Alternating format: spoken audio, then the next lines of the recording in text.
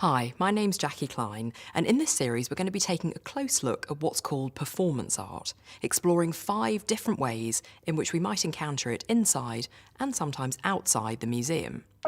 We'll also be trying to answer questions like, why are these people dancing in a museum? Why am I allowed to touch this? And is this really art?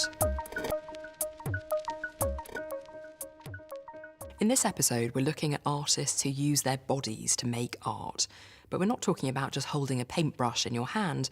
We're looking at those artists who go beyond traditional materials like paint or clay to ask, why is this art? And to answer that question, like in the last episode, we need to go back to the 1950s and 60s, when artists were starting to explore new, really physical ways of making art.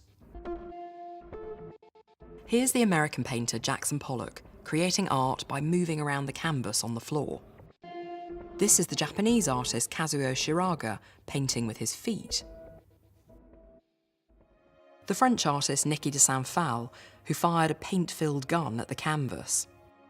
And the Italian painter Lucio Fontana, who instead of using a paintbrush, took a knife to the canvas to make marks and slashes.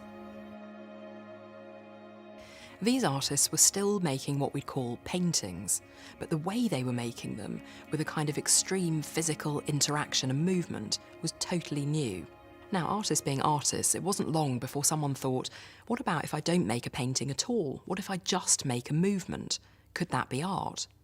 That's exactly what the Nigerian artist Otobong Nkanga suggests. The little things or the little movements that you do to understand what is the power of that movement, understand what your body's saying, understand what your voice is saying, understand the energy you're giving out. By using their bodies directly, artists can push the limitations of having to make something like a painting or a sculpture by actually embodying their ideas. Here's Stuart Brisley, whose art seems to put his body in uncomfortable positions.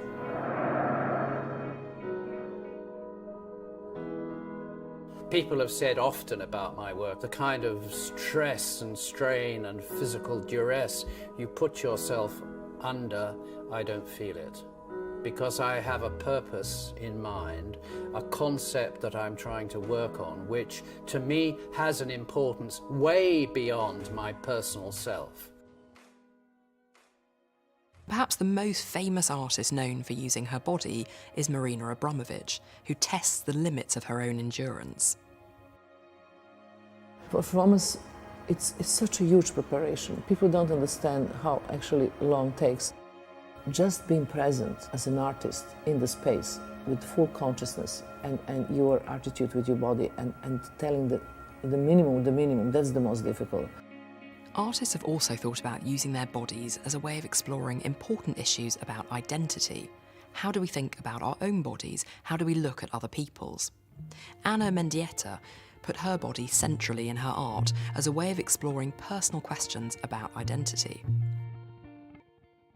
And photographers Cindy Sherman and Samuel Fosso have used their own bodies to explore stereotypes about how identity can be influenced and formed by the society around us. As we've seen, our bodies can be the subject matter, the material, and the means for producing art. And interesting things happen when they're all these things at once. In the next episode, we're going to be looking at artworks that involve audience interaction.